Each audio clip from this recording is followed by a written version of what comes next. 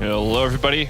Welcome back to Psychedelics Today. This is another one of our Solidarity Friday episodes. How you doing, Kyle?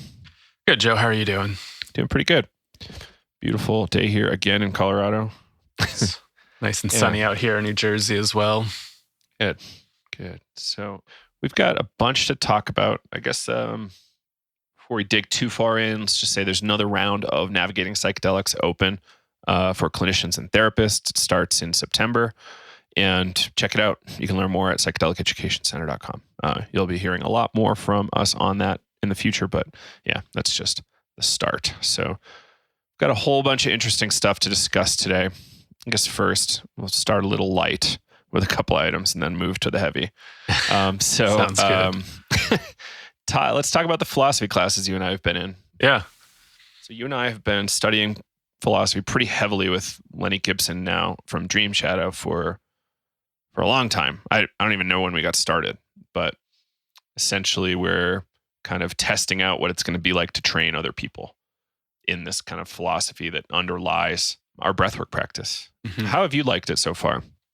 I was actually talking to a friend last night about it, just about learning more about philosophy, and I've actually been really enjoying it. And just saying that, like, I've actually started, I guess, to find like some sort of another passion. Like I'm finding myself more interested in philosophy over the past few months. And as I was thinking about it, I guess the reason why is because, I mean, at least the way Lenny is running us through it is like this history of like, how did we get here? How are we in this paradigm, and how did the people before us start to shape this Western thought? And I just find it really interesting to look at the history of that and just really understand like where the roots of, scientific thought comes from and how it's evolved and developed over the years. And that's just been super helpful to figure out like how we got here in a sense. And it was just bringing up all this old stuff. I remember in my college yearbook, I said I wanted to become a history teacher. History and physics and math were like my strongest subjects in high school. And I was just super fascinated about ancient civilizations and just history in general. So, it's also like a nice little like re-entry into history, I guess. So yeah, it's been really fun. How about you? I mean, you have a Good degree in philosophy, so I'm sure this is like revisiting a lot of different stuff. Yeah, and it's really nice to revisit this stuff with a more mature brain. I've had a number of I call them extraordinary experiences since I finished my degree. So it's kind of cool to go back to philosophy after having your mind changed so much, through life and drugs and whatnot. So it's been really fun. It's been fun, like spending that time with Lenny. Kind of his passion is contagious. He's got a funny take often on stuff.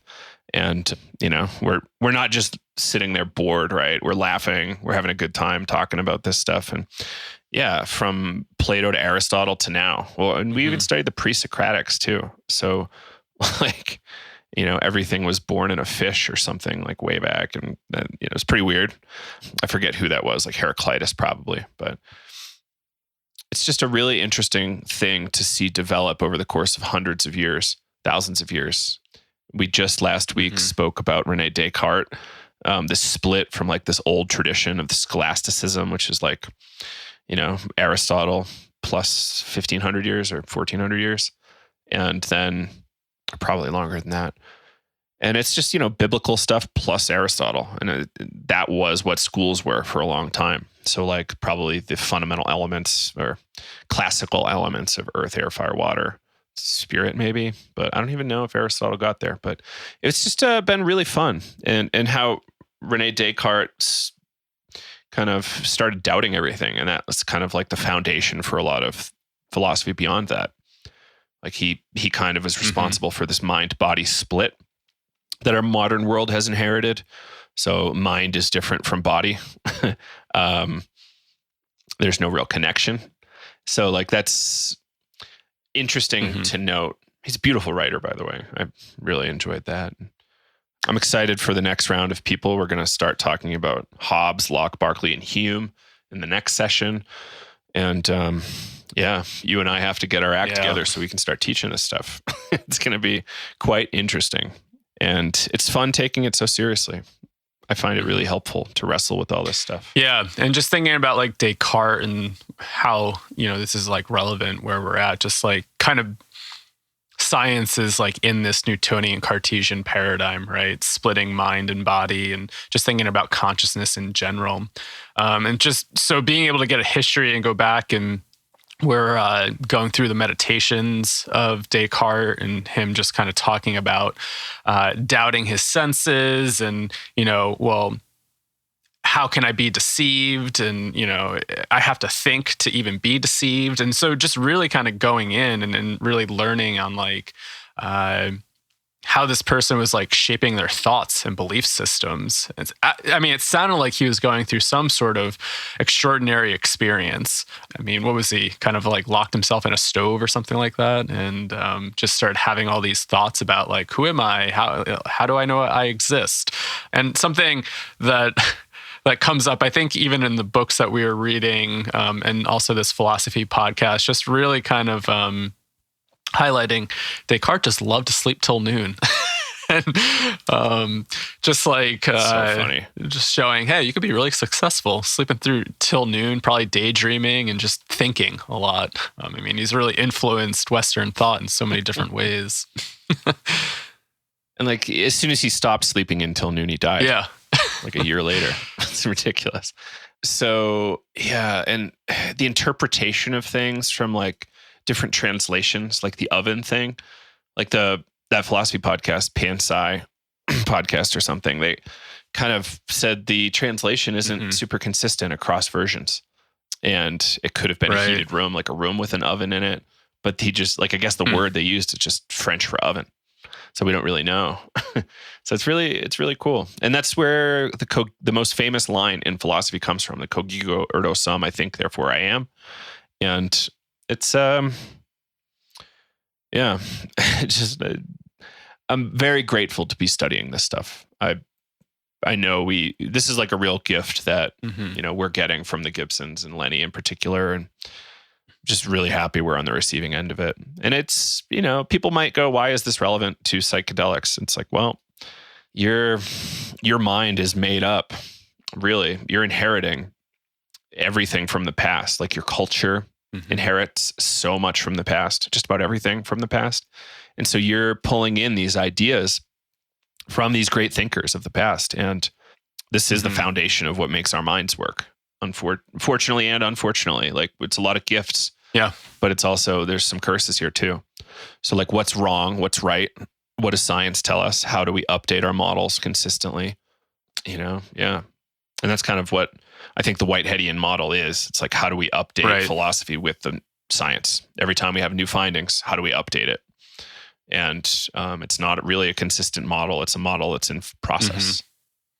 Yeah, and just even thinking about like how this relates to parts of psychology too. Like I always come back to, philosophy is kind of like the root of psychology, right? Here are people 100%. That were trying to study soul and trying to study psyche. And when you start going back at that root word, psyche, meaning soul, breath, life, also, therapy or therapist, as Lenny said, like comes from the word therapia, which described the night attendant at the temples that would sit with you to have healing dreams. So even just going back to this idea that dreams can be really healing, and that root word describes that night attendant that would just sit there and be with people so that they could have healing dreams. And I think what's that professor that we're reading? Daniel Robinson? Is that his name? Right? Yeah, he's amazing. Daniel Robinson. Yeah. So Lenny had me write a paper a few years ago about Aristotle being the first psychologist. And that was really interesting to dig into that and look at Aristotle as a psychologist. And, reading through some of my psychology books, I've never heard anybody really put that out there. There's always a little bit of, hey, here's where psychology has started, and gives a little bit of credit to that. But it was just really interesting to think that way, Aristotle being like the first psychologist. I have to go back and read what I wrote because that was about like 2 or 3 years ago at this point. Mm. Maybe we could post it up on the site. I still have it somewhere. That would be really cool. I haven't even read it yet. Cool. So anyway, we think philosophy is really important as it relates to exploring psychedelics. It's really easy to get sucked into simple answers in this space.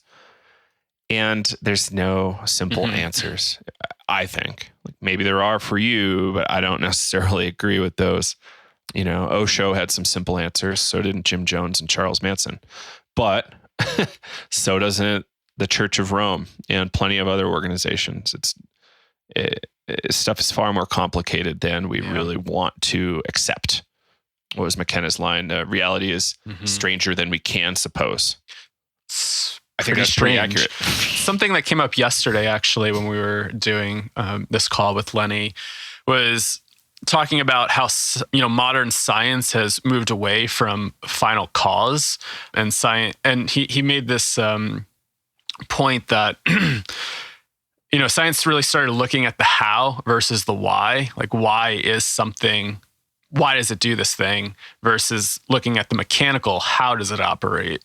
And when he was talking about that, I was thinking about, that first experience I had with psilocybin when I was 19 or 20. And I remember writing about this in an integration thing that I published within the Inner Door, which was a breathwork journal, and just thinking about extraordinary experiences. And I got so caught up with the how. How does this work? Is it brain chemistry? Is the near-death experience this? Is the psychedelic experience this? How does it work in the mind? And really just coming back to, like, why does this happen? But also, I guess, like, how is it impacting my life? And so I think at that point I was thinking about, how does this give meaning to me, instead of trying to figure out, like, how does this work, like the mechanical side of things. And so I think I started thinking about, like, I guess what would be called that final cause, like, how does it have purpose in your life? What does it mean to you? Versus just thinking about mechanically and thinking, well, how do we break this down and try to figure out what the function is there? I mean, I got so caught up in looking at, like, some of the neuroscience behind near-death experiences and psychedelics. And I find it interesting. I think it is important to explore that. Did it feel helpful? At times, and then other times it felt like not so helpful. Like, it's like, okay, cool. I'm just like a tube of cells versus something different, right? I mean, sometimes it definitely feels helpful to just understand, like, how things are working. But at the same time, I was so focused on the experience and how has that influenced my life, and why did I have that experience, and how do I move that forward? How do I make meaning and purpose out of it versus, okay, maybe if I figure out the brain science or, the biochemistry here, I'll feel better. And that never really gave me comfort, because there's something so unexplainable within the psychedelic and near-death experience for me that, I mean, having that mechanical information, mechanistic information, I mean, it's just like, okay. But why does that experience exist? Why? How is it influencing my life? How is it impacting my life in so many different ways? And I don't know, I find those questions more interesting than trying to figure out how it works. But that's my bias. No, there's something there, man. Like, I like the story that our friend told us at one point of having a really profound transpersonal experience, probably with psychedelics, and talking to this, I'll be polite, psychedelic therapist without too much experience. And the therapist tried to downplay the stuff and in very rapid order shift it to reflecting on biographical material. Like, how does that relate to your story, your personal biography? And it's like, maybe let it ride for a few weeks first before you try to downplay this extraordinarily important experience somebody had. And when we study basic science, science is important. Science is really helpful. It's one of the best tools we've got. It's probably the best tool we've got, but it can be overused, I think, at times. And by trying to say, okay, that's just because the synapses work like this and there's ion exchanges and, positively charged things go this way, like that's cool, but it's not really helpful as an individual to, like, help them make meaning of what happened. That's, perhaps science has limited capacity to help people with meaning making, or at least scientific explanations for biological and psychological processes. Yeah. And like when I was trying to really, like, it's interesting, like I stopped doing research on near-death experiences at some point where I was just like, I don't know, I'm sick of reading about these are just physiological reflexes and responses within the brain, maybe like the lack of oxygen or, all the different, neurochemistry that's going on in the brain at the time of dying. I mean, the one theory I definitely attached to is like the possible release of DMT, because having that psilocybin experience and then matching it up with my near-death experience and trying to compare the two and just feeling how similar it was. I mean, that theory really resonated with me and go, oh, there was some sort of similarity there. Maybe there's something there with this DMT theory. But, then you start listening to Dr. David Nichols, and he's like, well, there's tons of other stuff going on in the brain at when people are dying. And, we don't think the brain can actually release that amount of DMT to create a psychedelic experience. But, I mean, there's something so interesting about that experience that, like, no matter how much like mechanistic information I have, there's still something there that eats at me and go, well, and I guess kind of like what Lenny was saying, kind of like this lore, like I guess coming back to Whitehead with the lore of beauty and life kind of unfolding, and it's oriented towards growth and beauty. And I guess that's what some of these experiences have really, I guess, taught me. And it is kind of like that lore to grow, evolve, and move towards something. And I think like when I try to put some sort of biological explanation to it, it almost like halts that and says, well, that experience doesn't really mean that much because it was just all this, biological reflexes, the brain maybe lacking oxygen or this and that. But when I really think about those experiences, I mean, they draw me to do something, right? Like, it's like, hey, keep checking this out. Hey, keep moving in this direction. And so. Cool. So let's move on to the next one here. I think we did pretty well there. So you and I were supposed to spend a lot of time in Europe in April, and that didn't end up happening. There was a philosophy of psychedelics conference that Peter Swerstedt Hughes and many others at Dream Shadow and elsewhere helped put together, and it was canceled. Damn COVID. You said there were some new dates on the website, maybe, Kyle? Yep. April 14th to the 17th, 2021. We're in the planning stages of this. I don't know how much we can disclose about what this is going to look like, but the new dates are set. If you go to philosophyofpsychedelics.com, you can learn more there.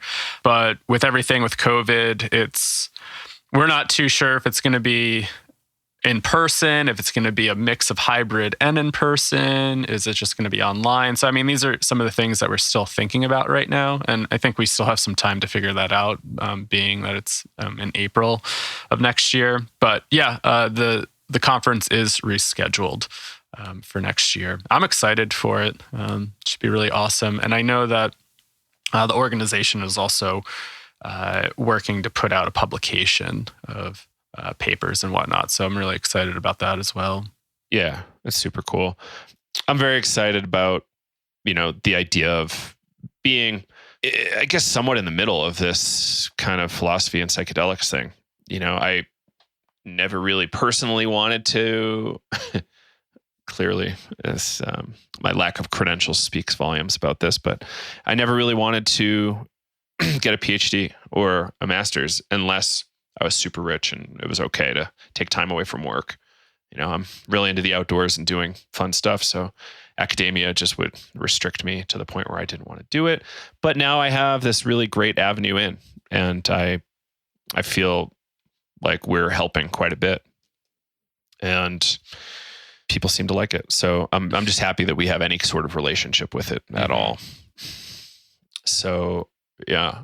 More details soon. As soon as we have more announcements, we'll let y'all know about this. I'm really excited to get to England when I can, but we'll see. Yeah. Anything else before we move on to this next one?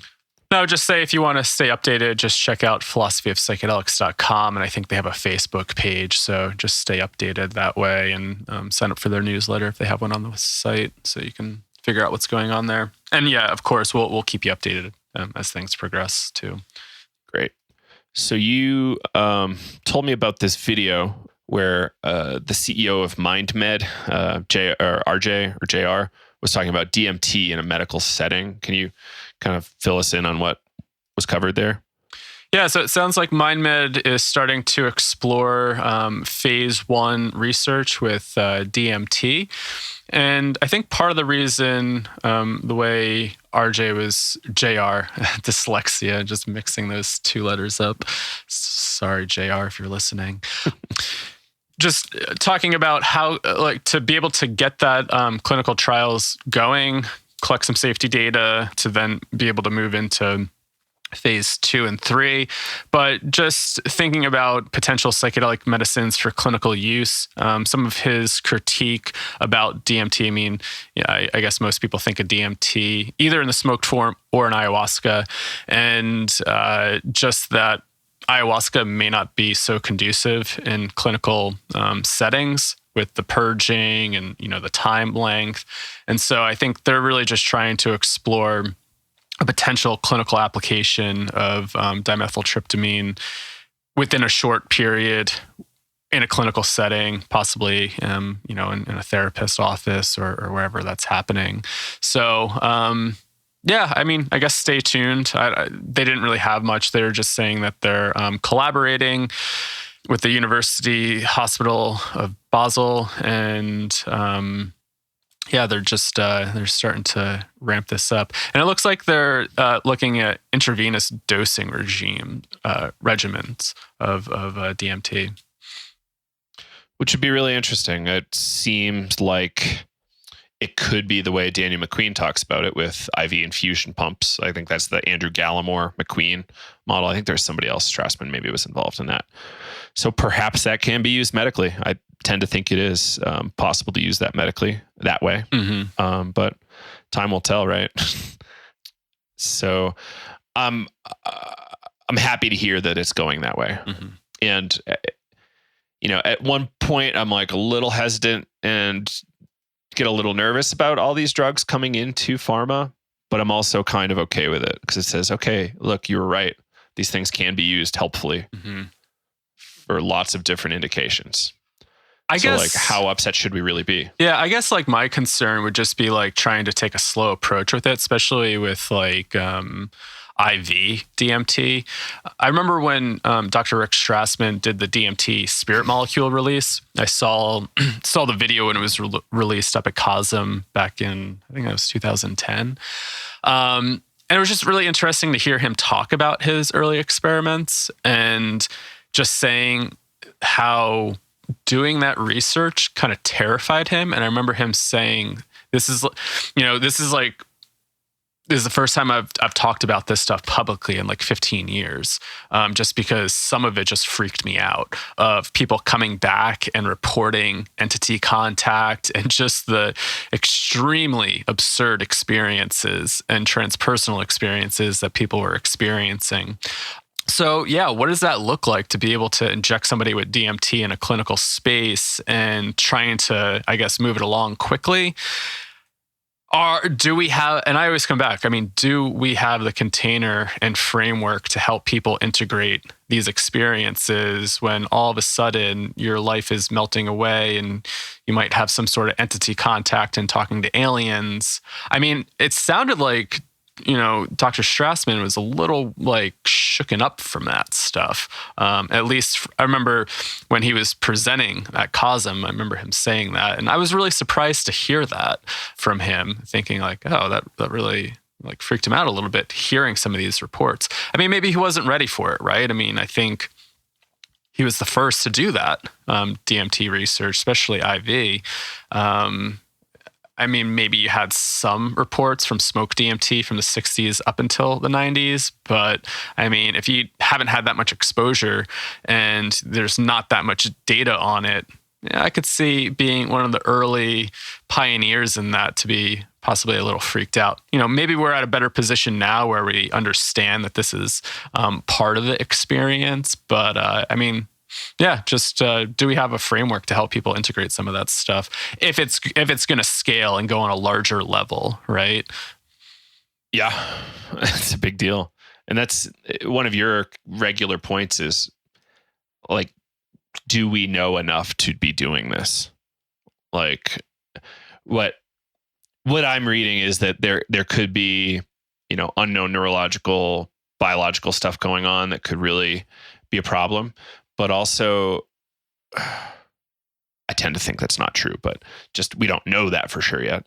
And then secondarily, like perhaps psychospiritual stuff. Like, what do we know about when someone's in that state for a long time? Like, I don't know that I've ever talked to you about this, Kyle, but one of my friends was underage at a Fish show, probably 15 or 16 or something, had a whole bunch of acid and had a whole situation in a porta potty, knives flying around, like super scary stuff going on.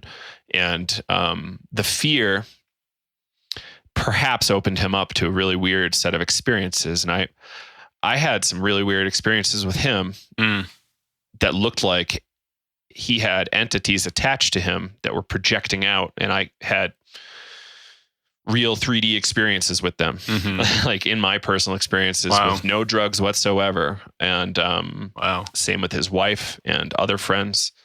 Yeah, that story is pretty cool, but also pretty crazy. Yeah. So I think there's the possibility that psychedelics could promote entity attachment of some kind.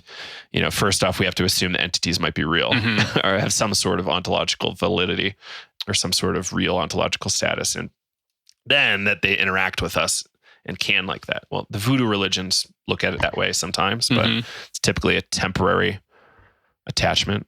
Some other traditions do too. But so we do IV DMT for 6 hours. Like, what do we know what could happen? In the ayahuasca traditions, they talk about entities quite a bit. Yeah. Well, it was really interesting chatting with Dr. Daniela Pelusa, and I wish I recorded more on this topic with her, but we were just really trying to cover some of the sexual abuse guidelines from Chacruna. But we mentioned it briefly, but I chatted with her a little bit off the air about it, just with the tribe that she studied with. She was saying that some of these tribes would only use ayahuasca when they really needed to go into that space. And I was like, well, why is that? And she said, because every time you went in there, you'd open something up, and could the community deal with whatever you were bringing back? And I've definitely had those experiences in the past where it's like, what the hell did I just open up there? Right?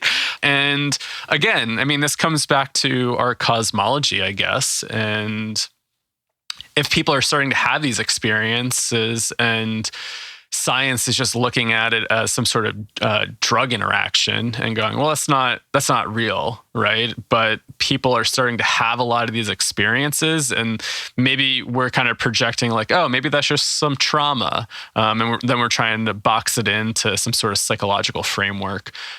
I don't know. Are we really prepared to see what could come out of like a mass scale of transpersonal experiences? It's exciting to think about. How would human evolution move forward? How would things change?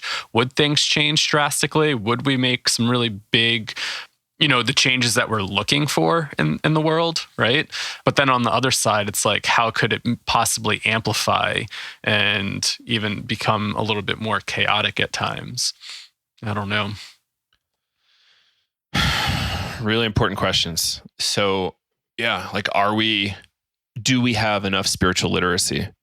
Do we have enough, an inclusive enough cosmology to handle all these cases? Like, even if we have 5 to 10% fallout, like 90% of cases go great, but we have like 10% that are just whack. Like, how do we deal with that? Like, are we ready? Like, are psychologists willing to call in an exorcist of some kind, or like some sort of priest that can handle this kind of thing? Right. I don't know.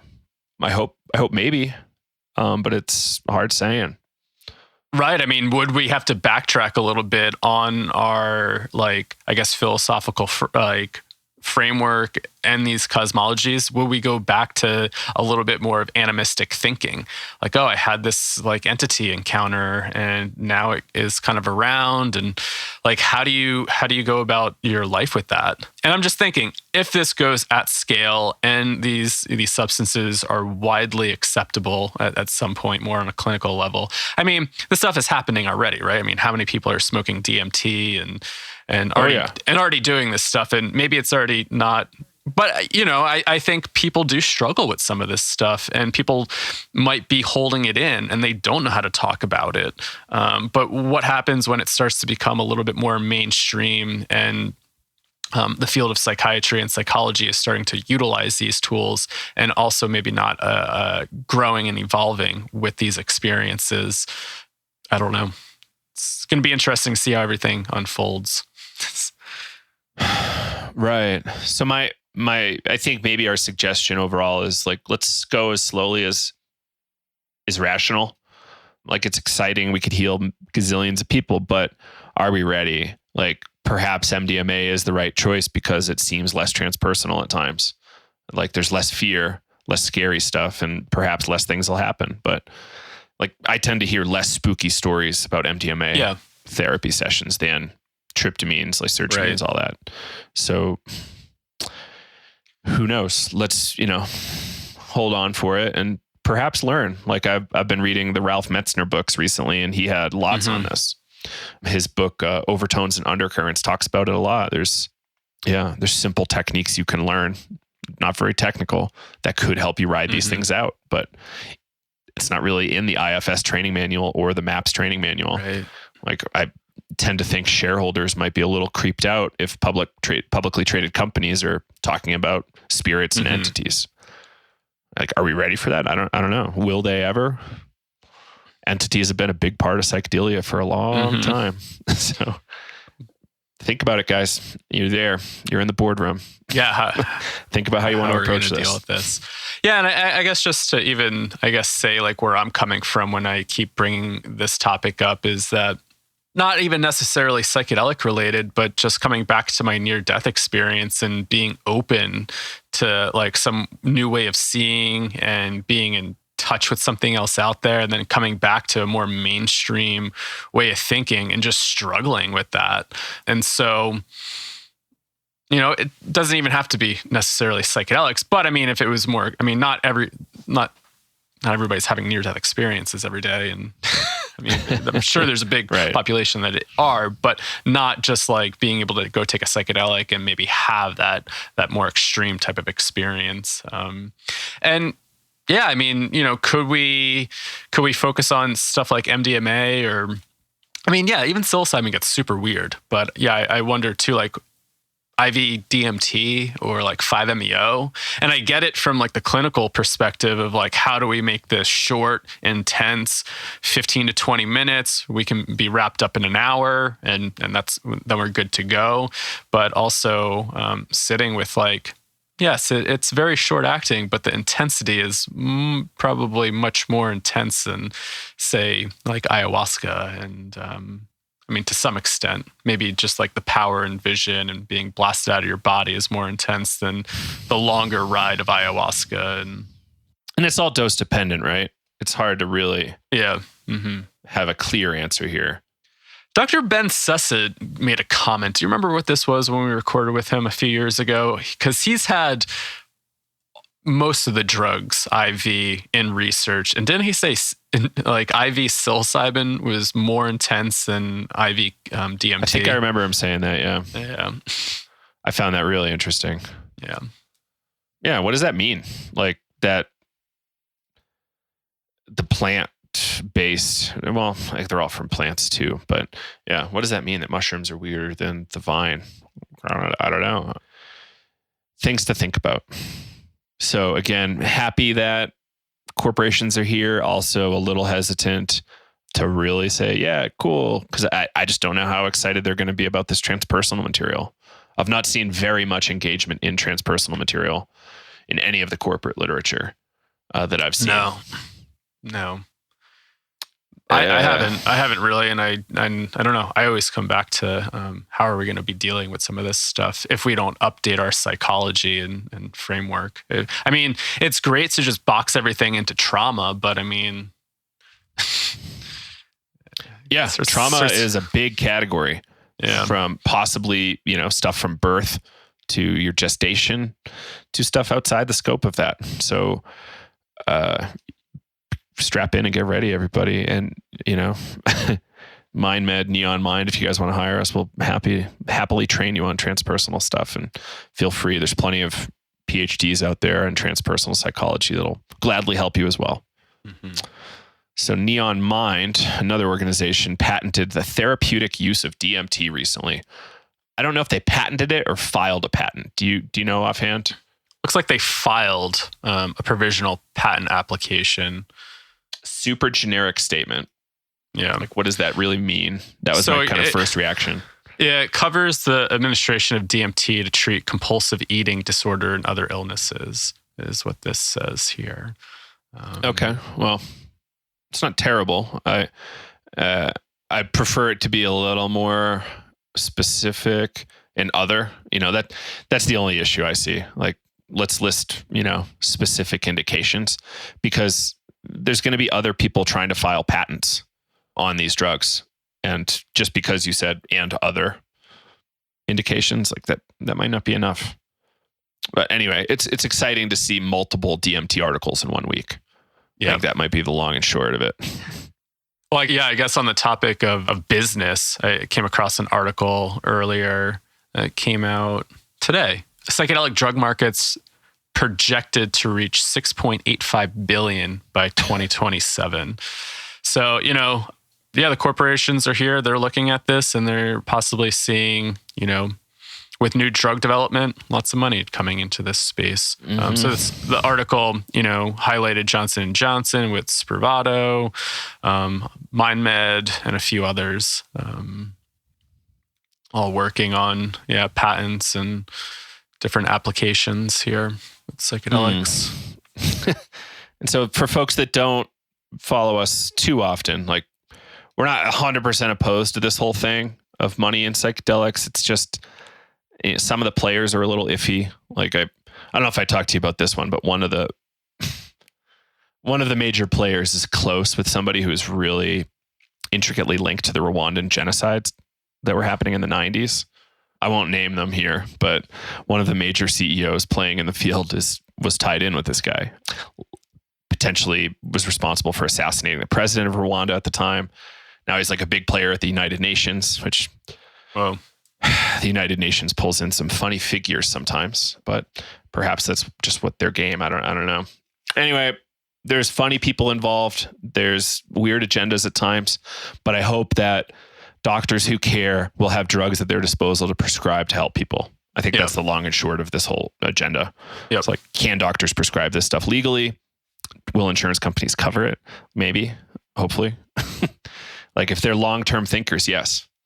But if they're short-term thinkers, maybe not. Yeah. So we'll see. Yeah, right. I mean, money and I guess like the corporations coming in scales accessibility, hopefully. I mean, I don't know how many times we've kind of talked on the medicalization and not being accessible. But, I think that is one of the goals here, is try to make these medicines more accessible and provide clinicians and therapists with tools to really help people heal. And we're all for that, right? We need to do a lot of healing. We have a long road ahead of us in terms of a lot of different things, right? I mean, we're seeing all this stuff unfold right now, between pandemic to systemic racism to the earth warming and, what type of situations is that going to bring? We have a long road ahead of us, and I think we need all the tools in the toolbox to help do our own healing, own self-reflection, and figure out how we want to spend our time here. And it's great. And then on the flip side, you have more of the shadow aspects of people just moving in and just seeing huge opportunity for investment and money, and what type of intentions are being put there. And I think that's the darker shadow aspect, is like there can be really great healing and really great containers formed to facilitate that. Or are we just moving in a direction of here's the next cash cow and we can really capitalize off of this? Yeah.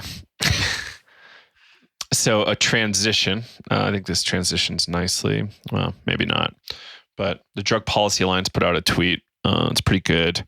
The graphic says the war on drugs is a tool of racial oppression and it must end. Totally agree. The quote in the actual tweet says, ending the drug war will not end racism. It will, however, dismantle one excuse the police use to justify their violence and killings time and time again. Like, I think there was a woman killed not that long ago. The police entered her house and killed her, thinking Breonna Taylor, yeah, thinking that there were drugs inside the house. Mm-hmm. So just because some law enforcement officers think there might be drugs in your house, they apparently can come in your house and kill you and not get in trouble. Not very cool. In fact, quite uncool. And this is not the only story like this. This happens over and over again. And it's, it's not just busting into people's homes, right? It's sentencing disparities like cocaine versus crack cocaine, like order of magnitude higher sentence for crack than coke. And it's not sensible. It's the same chemical. And yeah, stop and frisk in New York, like a lot of that was around pot and just putting people in jail for pot. And it just seems like a systematic way to oppress folks. It's like, okay, well, let's put these laws in place and all right, cool. You go to jail for 5-10 years, go. And, is this an arm of the for-profit prison thing? Like, is this just another way to suppress large populations?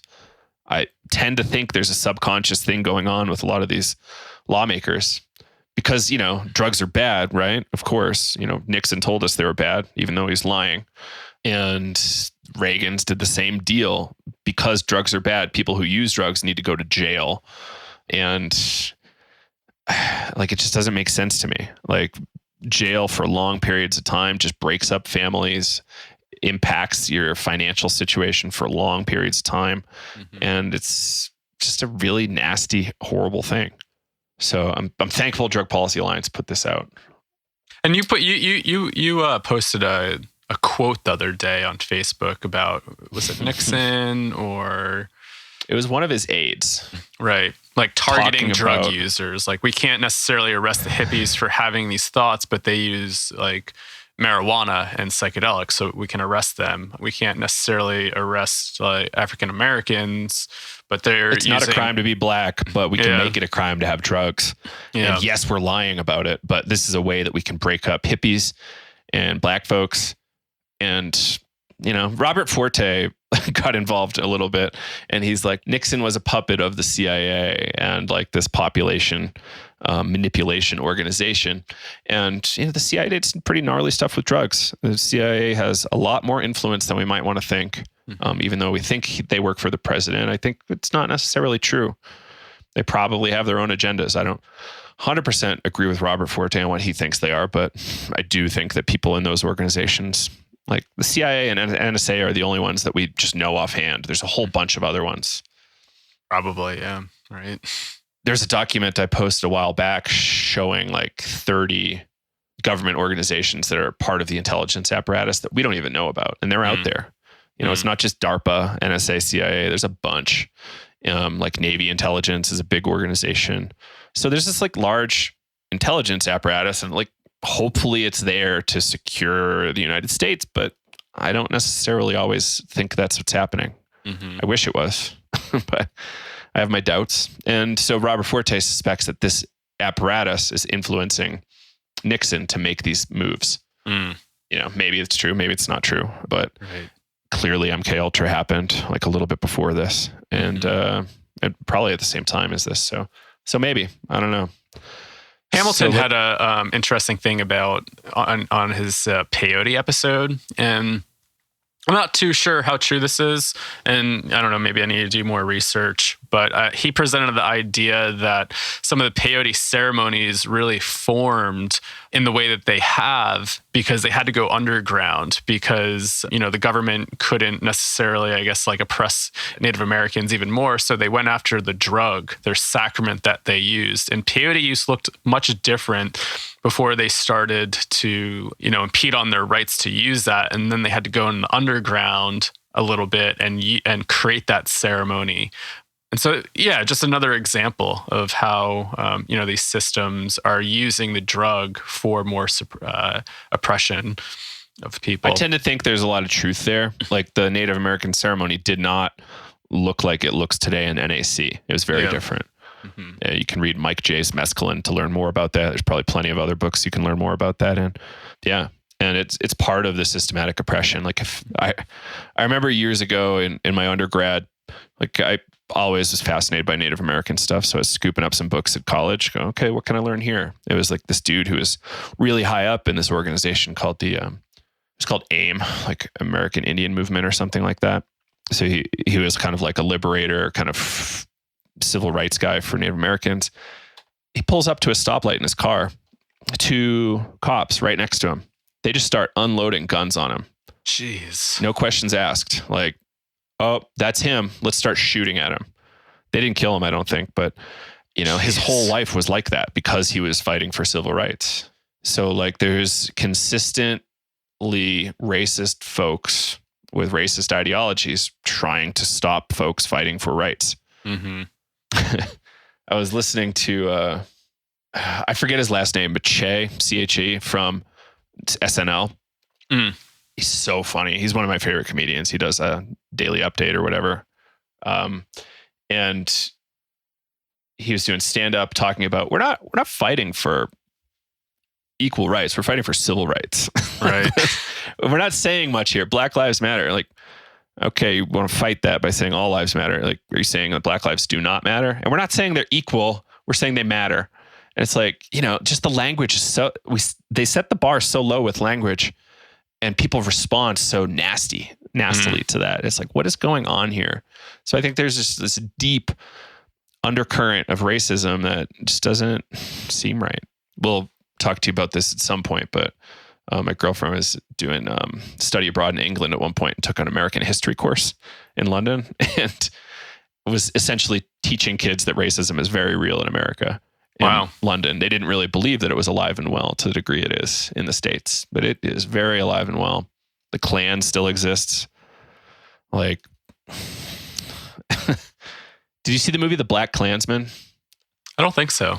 Came out last year, maybe a year before, but it was about the first ever black police officer in Colorado Springs, Colorado, and he infiltrated the Klan with the help of another person and was able to like really take down a bunch of stuff. Whoa, cool. Not the whole organization, obviously, because it's still around, but really caused them a lot of trouble, which is really great. And I think there was a lot of arrests as a result of his work too.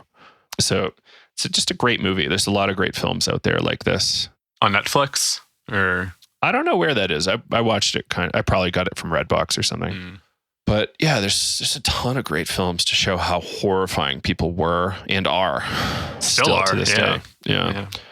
And just like even, I guess, I would say sometimes unconscious, Totally. I've brought this up recently with some folks, just kind of out where I live, like definitely is a little bit more conservative. I mean, growing up, we always heard that there is some sort of KKK group in like a few towns over from me, like one of the headquarters. And, that was pretty well known. I don't know if it's still around, but, definitely out where I live, it's a little bit more conservative. And there's all these kind of like unconscious, like racist undertones in the way people talk. And maybe some of it is conscious and they believe that, but also just the way people say certain things. It's like, whoa. Yeah, it's just and so it's like, how do we educate people about like even just saying that phrase? Like maybe you didn't mean it like the way that it's racist and you're really trying to say that racist statement, but just even making that little statement or joke, it's very racist, and you really need to think about how you're approaching that. I mean, the whole thing in our town now. I was driving by the police station and they painted the blue line, and the police station made that post on Juneteenth, and it was ridiculous. I mean, so many people in the town were like, thank you so much. Thank you so much. And then somebody made a really great comment. It was like, wow, look at all the closet racists in this town. Nobody really understanding why this was a terrible decision on the town to repaint that line and post it on Juneteenth. And it's just like, come on, can you get your shit together and not do this? It's like, it's just, I don't know. It really pissed me off driving by and seeing that. And seeing them promote it. It's like, you're just so disconnected from what's actually going on. And it's like, how often do these cops like have interactions with people of color? Maybe a little bit, but I mean, it's like, you're not a cop in the city. You're not a cop like in these places. Like, why do you need to just like repaint this line and be like, I matter? Like, and I'm sorry if you're a police officer listening to this, but you know, this is just I'm speaking for my town. That's just like, come on, do better. Like, take a moment, pause. Like, it's just so disconnected. Well, let's talk about police. Let's talk about police. So, like, there's this new push, right? And it's highly offensive to a lot of police people, which I get, right? Like the whole defund the police thing, like less hardware that could save their life, quote unquote. So, which is military hardware, right? Like, should police have military weapons? I don't know the answer to that. I'm not going to say yes or no. I tend to appreciate it when they don't have stuff like that. But, you know, as cartels are moving in, like, perhaps it's appropriate. Like, we haven't seen what cartels are going to do yet. Like, if we legalize drugs, they probably will get depowered, but I don't really think that's going to happen anytime soon. There's too much money being made. But police theoretically go in there to protect people and protect an environment from instability. So, you know, you want to protect women who are getting beaten up by gross alcoholic husbands that are just beating. Like, I've seen plenty of this, so it's like really gnarly to me, and it's hard for me to have sympathy for somebody doing violence. But I also do have a little bit of sympathy for that. But theoretically, police can go in and save that person, help save people's lives. Like, we had an active shooter in town the other day. I didn't even tell you this. Monday in Breck. Yeah, Holy shit. In Breck, and like I was 200-300 feet from it, and we're like, I'm gonna go the other way, I guess. It was so bad that I ran away. Damn, that's like, left my terrifying. dog behind by accident. I had to go back and get my dog. Like, oh shit. Did you hear gunshots? But she was fine. Like, were you around when that happened? No. There was like 20 cops at least running to the scene. Like, it was nuts. So, like, valid scenario where we need some police officers to help out on that kind of a scene. Where we don't need police officers is breaking into apartments on the suspicion of drugs, non-violent offenses, drugs, and killing people. Like, there are plenty of scenarios where police have killed Black folks, people of color, indigenous folks. Police kill white folks too. Police kill lots of people. It's not pretty. How do we handle that? As a police officer, how do you recognize that and go forward with more altruism? Like, what does it mean that you have to put somebody in prison for 10 years for a nonviolent offense as a cop? Like, you pulled somebody over, you found some drugs in their car, and now they go to prison and their life is essentially ruined. And you made the decision to become a police officer and uphold laws. Like, can you sit with that and be okay with that as an individual? Yeah. Like, why do you think drugs are so bad that locking another person up in a cage for years and years and years is okay? Right. Well, I guess they're trained. That's the narrative. That's the ideology, right? Like, drug offenders are, you know, not great people. They're dangerous, right? And I'm guessing... But we're here to uphold the law, and that's it. Yeah.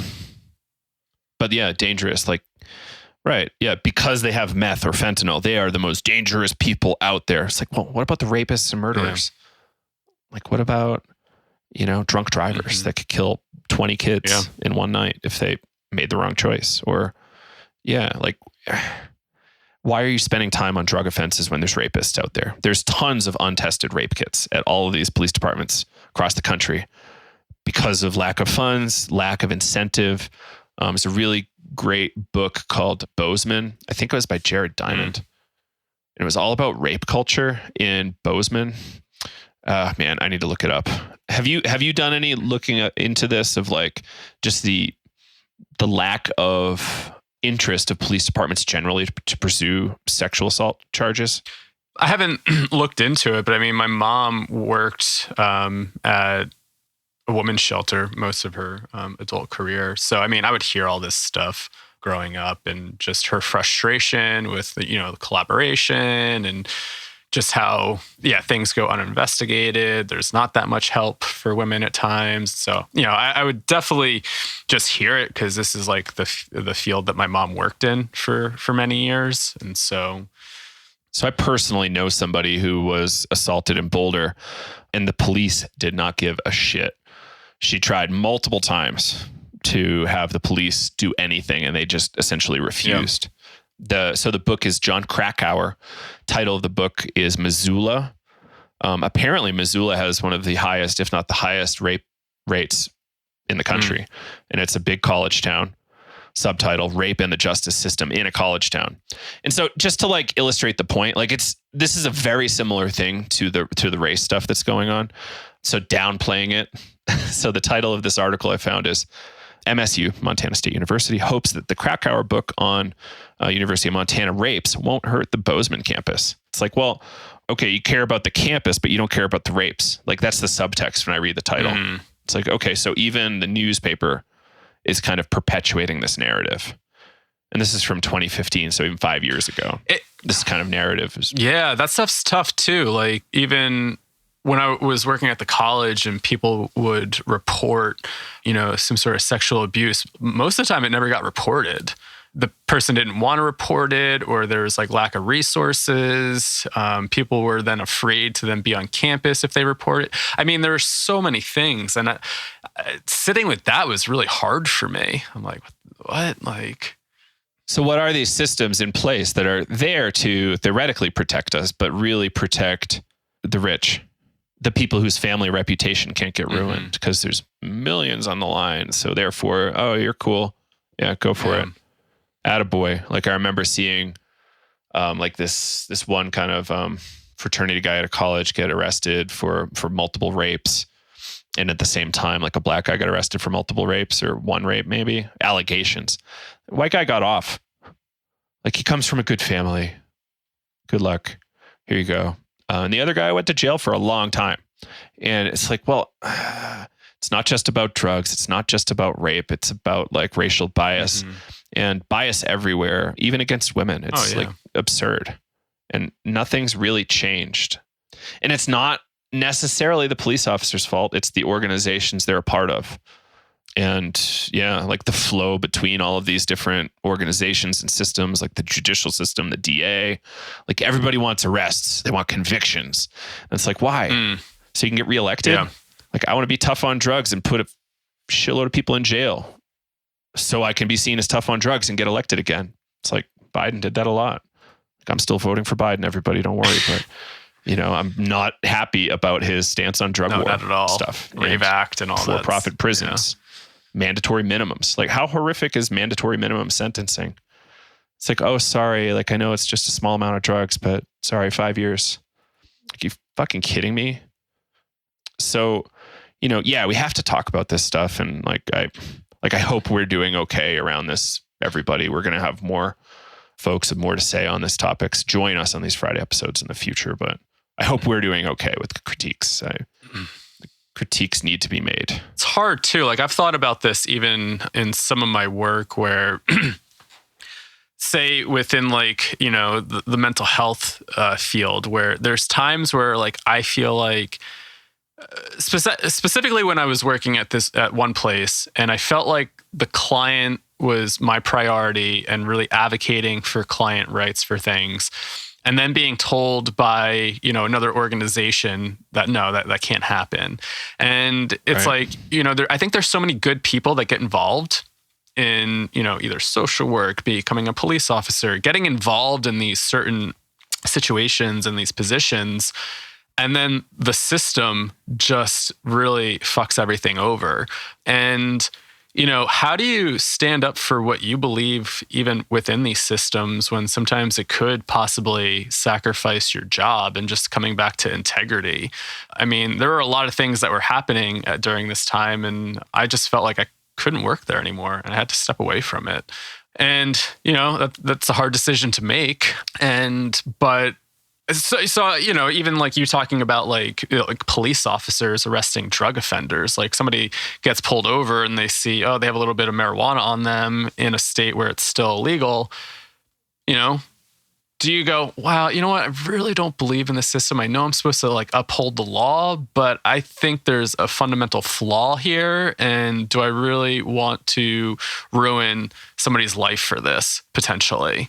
And what if like more people in positions started questioning, what they're actually doing and how they're showing up to positions?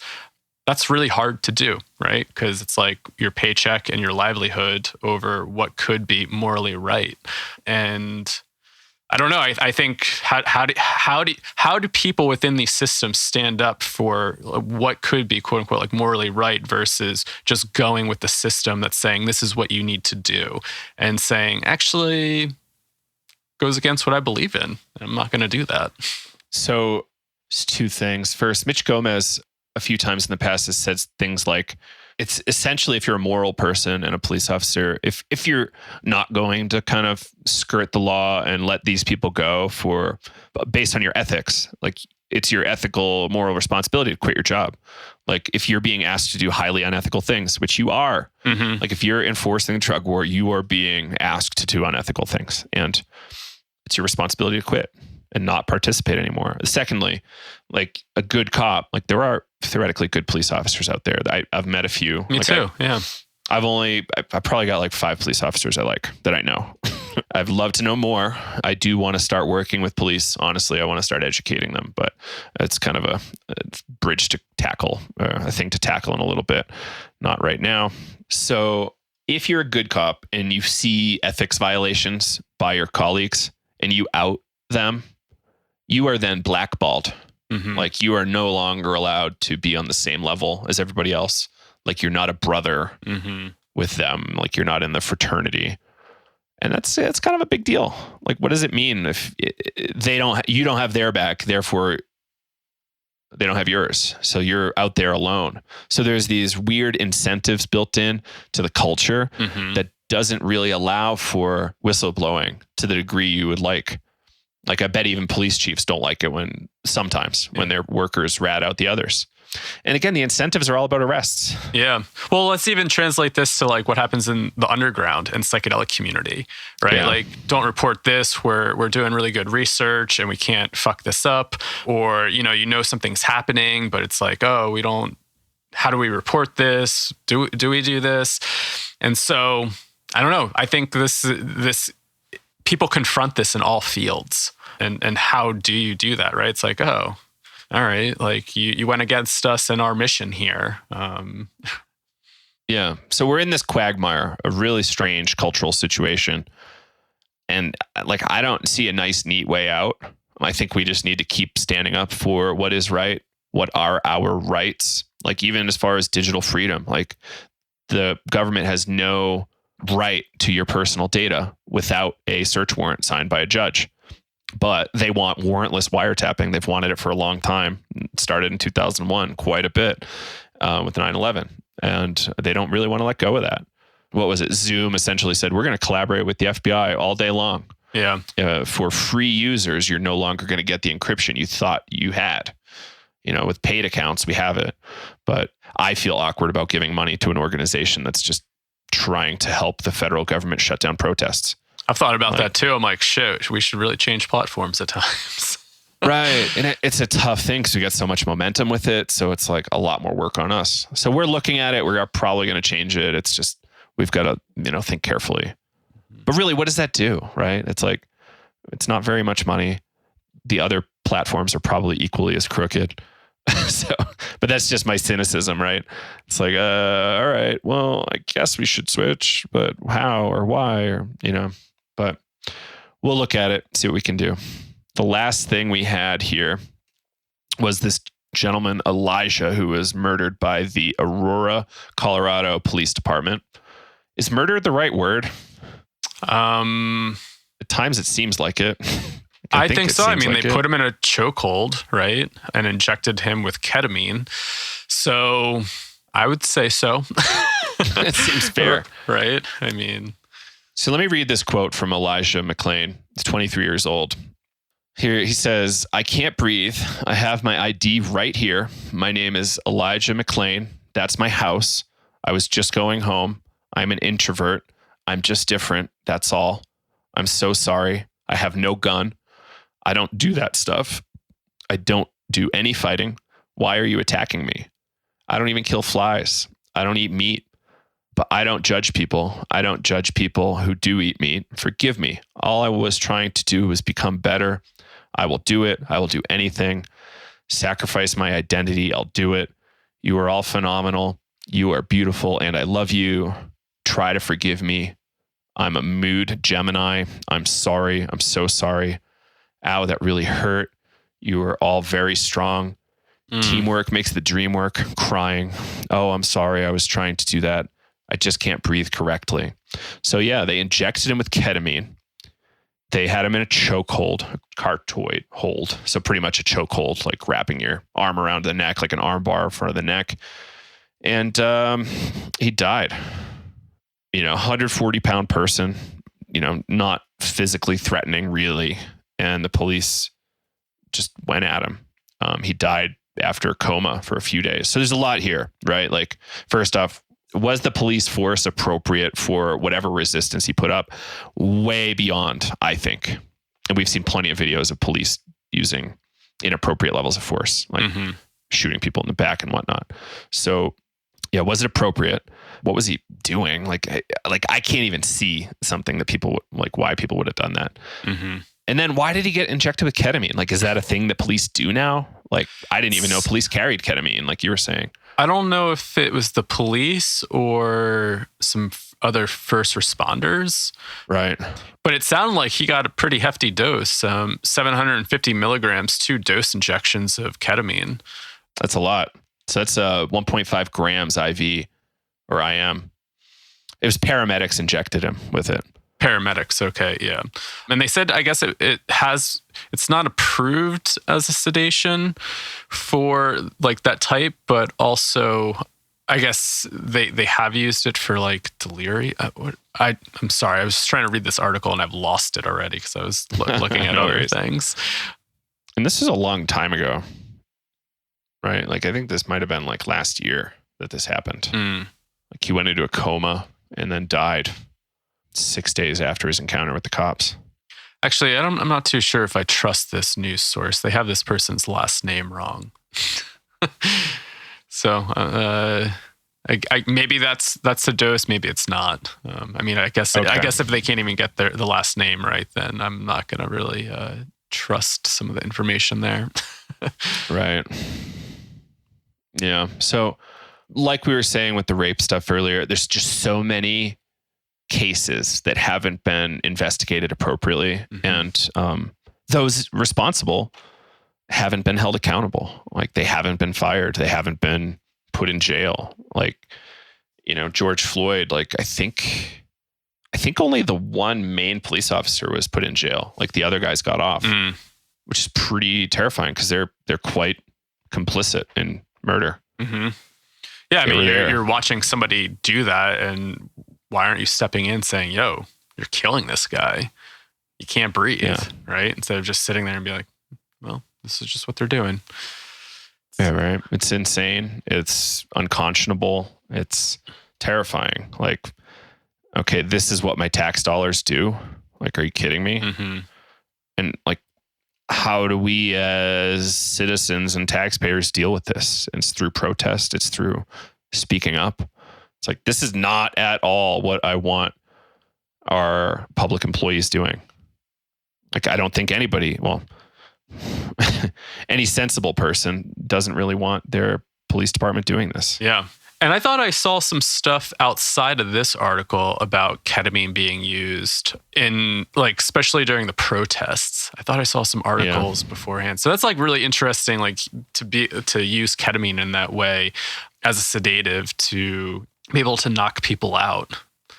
And kind of coming back to like that Forte argument of like weaponizing psychedelics. Obviously ketamine's a little bit different because it's a dissociative anesthetic, but just interesting. Yeah, it's a big deal. It's scary. It's and what do we do? Just keep getting loud and don't let it happen. Like, call your police department, call your, local officials, call everybody, write letters, put stuff in the newspaper, Like, be a real activist. Like, protesting is just one way to get really active. Mm-hmm. Like, you could write essays. You could go for political office and try to shut this shit down. Try to get better funding for mental health resources as opposed to, get the new tank for the police department. Yeah, I think that's an important thing. Much. That's an important thing to highlight. And I know we've probably touched on this when we were recording with Quasi, but somebody brought this up last night on a call. I shared like a story, I don't know, a couple weeks ago about activism isn't a one lane highway. And there's a lot of different avenues that you can take. So, protesting is one way, getting more involved in your local politics is another way, getting out there and writing letters, calling people, donating to different causes, using a platform to bring these things up and amplify the message. I mean, there's a lot of different avenues and ways. And I think we need all hands on deck in whatever you feel called to do. It's important. Yeah, because I know some people that said like, oh, like I'm at this age where like I don't feel safe going out and protesting. There's a lot of younger people that are out there that maybe can deal with the cops and get banged up or get things shot at them. But I have this other skill where maybe I can support people in a different way, and I think that is important. Figure out like what avenue you want to take, and how are you gonna just do the work too, right? Get the message out there, support people, and we're all in this together, right? And how can we use more of a systems approach than just like a one lane highway approach? Mm-hmm. It's really big. And yeah, where is this stuff coming from? How can we take power away from people that are, helping make it worse? There's a lot here. This is a hard pill to swallow, but it's kind of the cards we were given. Mm-hmm. And we've got to play this hand out, see if we can do it the best we can. Yeah. Well, I guess that might be it for now. We're at an hour 17 or so. Anything else you want to throw out? I would just ask folks if, you want to hear some things, anything covered, maybe things that we're missing. Would love to hear from you, especially about these topics, or just let us know what you think about these conversations. And yeah, anything else that we can do to, get these messages out there and maybe amplify the message and help in any way. So yeah, we'd just love to hear from folks. Yeah, absolutely. And some ways to support us, you can leave a review on your podcast app or Facebook. We'd love to, hear from you there. Join us on the Facebook groups, facebook.com/group/psychedelics today, or just search Psychedelics Today group. And, starting in September, we've got another edition of Navigating Psychedelics for clinicians and therapists, and that might sell out pretty quickly. So if you want to get in, check it out, psychedeliceducationcenter.com. I guess that's it. All right. Signing off for today. Thanks, everybody. Thanks, Joe. Take care, everybody. Bye-bye.